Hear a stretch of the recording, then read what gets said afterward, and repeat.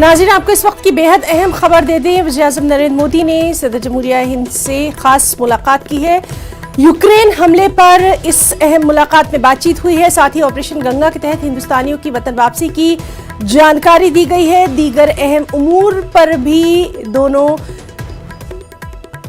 की बातचीत हुई है। तो आपको बता दें कि पीएम नरेंद्र मोदी ने सदर जमहूरिया रामनाथ कोविंद से खास मुलाकात की है। सबसे अहम कि यूक्रेन हमले पर इस मुलाकात में बातचीत हुई है, तबादला ख्याल किया गया है। साथ ही साथ ऑपरेशन गंगा के तहत हिंदुस्तानियों की वतन वापसी की जानकारी दी है। दीगर अहम उमूर पर भी तबादला ख्याल किया गया है।